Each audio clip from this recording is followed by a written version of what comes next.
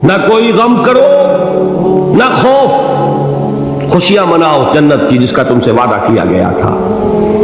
اللہ کی ربوبیت پر اطمینان جب انسان کو ہو جاتا، میرا رب اللہ ہے، ربی اللہ، انسان کے لیے نہ کوئی کھٹکا، نہ کوئی خطرہ، نہ کوئی خوف، نہ کوئی حزن۔ جو کچھ ہو رہا ہے کس کے اذن سے ہو رہا ہے؟ اللہ کے اذن سے۔ اللہ کے اذن کے بغیر پتا تک نہیں ہلتا۔ یہ کوئی اندھا بہرا مادہ نہیں ہے جس سے مجھے کوئی خوف ہو۔ اندھا بھینسا چلا آ رہا ہو اس سے تو ڈرنے کا ہر انسان کو ڈرنا چاہیے، نہ معلوم کس کو ٹکر مار دے۔ لیکن نہیں، اس کائنات کو چلانے والا ایک سمیع و بصیر خدا ہے، وہ جو میرا دوست ہے، میرا ولی ہے۔ اللہ ولی الذین آمنوا یخرجہم من الظلمات الی النور۔ اللہ اہل ایمان کا ولی ہے، ساتھی ہے، پشت پناہ ہے، مددگار ہے، حمایتی ہے۔ بتائیے جسے یقین ہو جائے کہ اللہ میرا مددگار، اللہ میرا محافظ، اللہ میرا پشت پناہ، اللہ میرا حمایتی، اس کے لیے کوئی خوف ہوگا؟ اس سے کوئی ڈر ہوگا؟ میں مثال دیا کرتا ہوں ایک بہت سادہ، پنجاب کے دیہات کی۔ تو بڑا چودھری ہے اور کوئی غریب کسان ہے۔ اس غریب کسان کے جانوروں کو ہر وقت اندیشہ ہوگا چوری کا، کوئی میری بھینس کھول کر نہ لے جائے، کوئی میرا بیل کھول کر نہ لے جائے۔ لیکن جس کے بارے میں یہ سب کو معلوم ہو کہ وہ جو بڑا چودھری ہے وہ اس کا دوست ہے، اس کی بچیا کو کوئی خوف ہوگا؟ اس کی بھینس پر کوئی ہاتھ ڈالے گا؟ اسے کوئی اندیشہ ہوگا؟ نہیں۔ کیوں؟ کہ وہ بڑا چودھری، بڑا اس کا یہاں کا سردار، جاگیردار، سب کو معلوم ہے وہ میرا دوست ہے، کوئی میرے خلاف اقدام نہیں کر سکتا۔ اس دنیا میں یہ چھوٹی سی بات اگر آپ کے دلی اطمینان اور سکون کا باعث بن سکتی ہے تو ذرا تصور کیجئے۔ میں لفظ تصور استعمال کروں گا صرف اس لیے کہ اس کا ہم جس کو کہتے ہیں ادراک اور شعور کر نہیں سکتے، اگر کے ساتھ کر سکتے۔ اگر یقین ہو کہ اللہ میرا مددگار اور یقین ہو کہ اللہ ہر آن میرے ساتھ ہے، پھر کوئی خوف؟ کس کا خوف؟ کوئی شے اللہ سے بالا تر ہے؟ کوئی قوت اس سے زیادہ طاقتور ہے؟ کوئی اس کے ارادے کو بدلنے والا ہے؟ کوئی اس کی مشیت کے آڑے آنے والا ہے؟ یہی بات ہے جو حضور نے فرمائی، یہ ایمان کا حاصل ہے لب لباب، کہ دیکھو اچھی طرح اس بات کو ذہن نشین کر لو۔ اگر تمام انسان مل کر تمہیں کوئی نقصان پہنچانا چاہے نہیں پہنچا سکتے، مگر جو کچھ اللہ نے لکھ دیا ہو، اور تمام انسان مل کر تمہیں کوئی نفع پہنچانا چاہے نہیں پہنچا سکتے، مگر وہ شے جو اللہ نے طے کر دی۔ آپ پھر میں کہوں گا ذرا طاری کیجئے، اسے فرض کیجئے، اسے سوچئے۔ اگر اس حدیث پر ہمارا دل ٹھکا ہوا ہو تو کسی سے ڈر ہوگا؟ یہ مجھے نقصان نہ پہنچا دے، یہ میری رپورٹ خراب نہ کر دے، یہ میری انکریمنٹ نہ رکوا دے، یہ میرا یہ نہ بگاڑ دے، یہ میرے یہ نقصان نہ پہنچا دے۔ اس کا ڈر، اس کا ڈر، اس کا خوف، اس کی خوشامد، اس کے لیے جا کر طرح طرح سے اپنی عزت نفس کو ذلیل کروانا اس کے سامنے، یہ سب کچھ کیوں کرتا ہے انسان؟ جب سمجھتا ہے کہ اس کے ہاتھ میں میرا کوئی نفع ہے، اس کے ہاتھ میں میرے لیے کوئی ضرر ہے، یہ مجھے کوئی غضب پہنچا سکتا ہے، یہ مجھے کوئی نقصان پہنچا سکتا ہے، یہ میرا کوئی کام بنا سکتا ہے، یہ میری کوئی ضرورت پوری کر سکتا ہے، اسی کا نام شرک ہے۔ جہاں آپ نے یہ سمجھا کہ غیر اللہ کے اندر کوئی طاقت موجود ہے، وہی شرک ہے۔ بتوں سے تجھ کو امیدیں، خدا سے نو امیدی، مجھے بتا تو صحیح اور کافری کیا ہے؟ شرک تو یہ ہے، جس پر بھی تمہیں یہ خیال ہے کلمہ ہے، یہ کلمہ سوم، لا حول ولا قوت الا باللہ۔ ذرا اس پر دل کو کبھی اگر آپ تصور کریں، پھر فرض کریں، دل ٹھک جائے، اس پر کوئی طاقت نہیں۔ یہی بات تھی جو شیخ عبد القادر جیلانی رحمۃ اللہ علیہ نے اپنی وصیت میں اپنے بچے سے کہی۔ 11ویں دینے والے ہیں لیکن حضرت شیخ عبد القادر جیلانی کی وصیت اور تعلیمات کو کتنے لوگ ہیں تم جانتے ہو؟ یہ جن مقامات تک پہنچے ہیں وہ کس چیز کی بدولت پہنچے؟ انہوں نے جو پیغام دیا وہ کیا تھا؟ اے میرے بچے، جس طریقے سے قرآن مجید میں حضرت لقمان کی نصیحتیں جو ہے نقل کر دی گئی ہیں، میں یہ عرض کروں گا بالفرض اگر قرآن حضرت عبد القادر جیلانی کے بعد نازل ہوا ہوتا تو شیخ عبد القادر کی یہ نصیحتیں بھی قرآن میں درج ہوتی۔ اتنی اونچی نصیحتیں ہیں۔ اے میرے بچے، اس حقیقت کو ذہن نشین کر لے، لا فاعل فی الحقیقت ولا مؤثر الا اللہ۔ اس کائنات میں نہ کوئی فاعل حقیقی ہے نہ مؤثر حقیقی ہے سوائے اللہ۔ کسی شے میں کوئی تاثیر نہیں اگر اللہ نہ چاہے۔ آگ جلا نہیں سکتی اگر اللہ نہ چاہے، پانی ڈبو نہیں سکتا اگر اللہ نہ چاہے، زہر ہلاک نہیں کر سکتا اگر اللہ نہ چاہے، کوئی چیز فائدہ نہیں پہنچا سکتی اگر اللہ نہ چاہے۔ تو در در پہ کیوں سر جھکاتے ہو؟ در در پر کیوں جبیں سائی کرتے ہو؟ سب کے سامنے کیوں ہاتھ پھیلاتے ہو؟ ایک اللہ سے مانگو، ایک اللہ کے سامنے زمین پر اپنی جبین رکھو۔ لا فاعل فی الحقیقت ولا مؤثر الا اللہ۔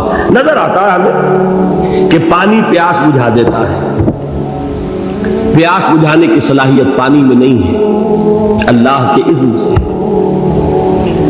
کھانا بھوک مٹا دیتا ہے، بھوک مٹانے کی صلاحیت کھانے میں نہیں ہے، اذن رب میں۔ دیکھیے یہی یقین تھا حضرت موسیٰ علیہ السلام کا واقعہ یاد کیجئے۔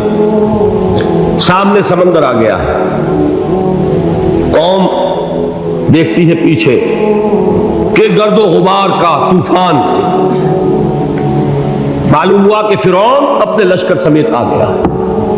لشکر جب چلتا تھا تیز رفتاری کے ساتھ تو گرد و غبار کا جو طوفان اٹھتا تھا اس کا تصور کیجیے، اور لمحہ بلمحہ وہ قریب آ رہا ہے۔ پوری قوم نے کیا کہا؟ اے موسیٰ انا لمدرکون، اے موسیٰ ہم کو پکڑے گئے۔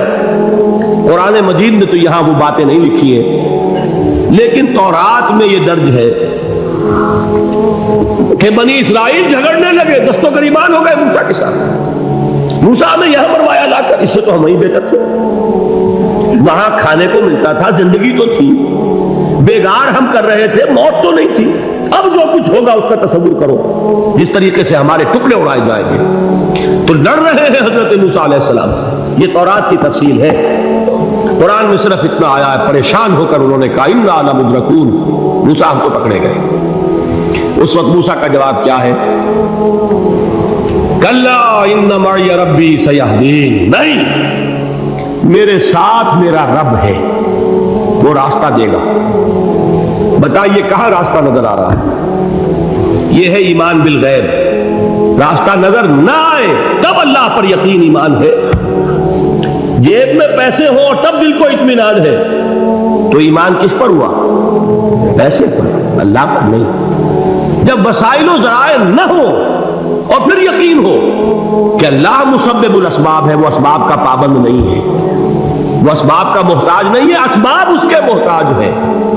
اگر یہ یقین ہے تو اللہ پر ایمان ہے، یہ نہیں ہے تو تمہارا ایمان اسباب پر ہے، وسائل پر ہے، ذرائع پر ہے، مادیات پر ہے، اللہ پر نہیں۔ اس وقت کہاں راستہ تھا؟ کوئی راستہ تھا؟ سمندر ہے اور ادھر سے لشکر آ گیا ہے۔ کلا ان معی ربی سیہدین۔ اب دیکھیے ایمان کہہ دینا آسان ہے، ہوا معکم اینما کنتم، جہاں کہیں بھی تم ہوتے ہو اللہ تمہارے ساتھ ہوتا ہے، لیکن اس کا یقین قائم ہو جائے تو زمین و آسمان کا فرق واقع ہو جائے۔ یہی بات ہوئی حضور کے ساتھ۔ غار ہے، چھپے ہوئے ہیں محمد رسول اللہ اور آپ کے وہ یار غار ابو بکر صدیق رضی اللہ تعالی عنہ۔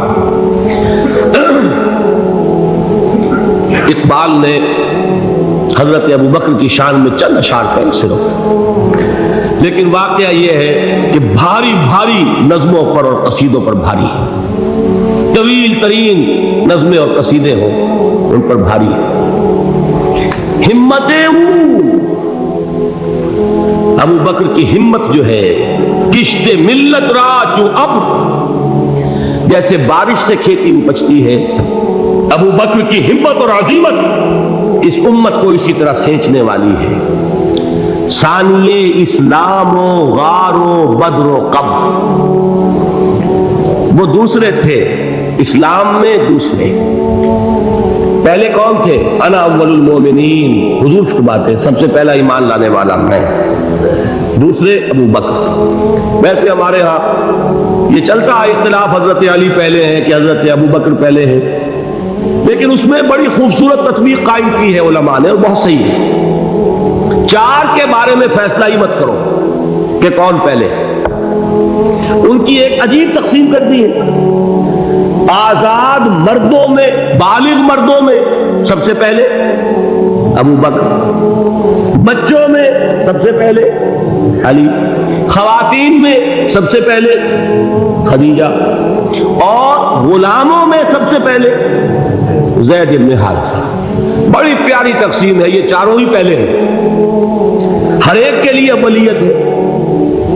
اور واقعہ یہ ہے کہ اگر زمانی اعتبار سے تعین ہوگا تو پہلے خدیجۃ الکبریٰ آئیں گی رضی اللہ تعالی عنہ. کسی اور سے بات کرنے کی نوبت بعد میں آ سکتی ہے، پہلے تو اہلیہ محترمہ سے بات ہوئی. آتے ہی پہلی وحی ہوئی ہے، ابھی تبلیغ کا حکم نہیں تھا. کس کو بتایا واقعہ؟ ابھی اپنی نبوت کی تبلیغ کا تو حکم ہی نہیں آیا. واقعہ کس کا ہے؟ وہ خدیجہ کا ہے. جب کہا ہے کہ خشیت علی نفسی، مجھے اپنی جان کا اندیشہ ہے، تو کیا جواب دیا خدیجہ نے رضی اللہ تعالی عنہا؟ وہ صدیقۃ الکبریٰ ہے. صدیقات جو ہے خواتین، ان میں چوٹی پر خدیجۃ الکبریٰ ہے رضی اللہ تعالی عنہا. اور صدیق جو مرد ہیں ان میں صدیق اکبر ہے ابو بکر صدیق رضی اللہ تعالی عنہ. لیکن صدیقات میں چوٹی پر. جب حضور نے فرمایا خشیت علی نفسی، کیا فرمایا، کیا عرض کیا، کیسے تسلی دی؟ نہیں، اللہ آپ کو ضائع نہیں کرے گا. آپ غریبوں کے ہمدرد ہیں، آپ مساکین کے تکالیف رفع کرنے والے ہیں، آپ بیواؤں کی سرپرستی کرتے ہیں، آپ مسافروں کی خدمت کرتے ہیں. اللہ آپ کو ضائع نہیں کرے گا. یہ یقین ہے اس خاتون کے اندر. خیر وہ ایک علیحدہ بات ہو جائے گی. میرے دل پر حضرت خدیجہ رضی اللہ تعالیٰ عنہ کی شخصیت کا بڑا گہرا نقش جو وہ کوئی اور ہی وقت اور موقع ہوا تو بیان ہوگا. بہرحال اقبال نے ایک مصرے میں جو 4 اولیتیں جمع کر دی ہیں، ہمتیں کشت امت را چو ابر، ثانی اسلام و غار و بدر و قبر. اسلام میں حضور کے بعد پہلے کون؟ ابو بکر. غار میں حضور کے ساتھ کون؟ ابو بکر. بدر کی رات اللہ کا رسول سر بسجود، وہ جھاڑ، وہ گھاس پھوس کی جو جھوپڑی بنائی گئی تھی، اور وہاں تلوار ننگی لے کر پہرا دینے والا کون؟ ابو بکر. اور اس حجرہ عائشہ میں محمد کے بعد سب سے پہلے دفن ہونے والا کون؟ ابو بکر رضی اللہ تعالی عنہ صلی اللہ علیہ وسلم. وہ جو معاملہ میں سنا رہا تھا غار ثور کا، حضرت ابو بکر بھی حضور کے خیال سے لرز گئے ہیں. آپ کو یاد ہوگا کہ جا کر پہلے تمام جتنے سوراخ تھے انہیں بند کیا ہے. ایک سوراخ رہ گیا تھا جس کو بند کرنے کے لیے کوئی کپڑا نہیں تھا.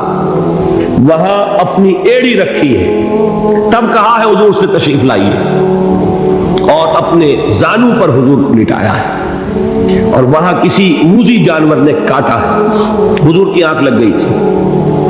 اس وقت اس بل کے اندر جو بھی بچھو ہے کیا ہے واللہ عالم، اس نے کاٹا ہے.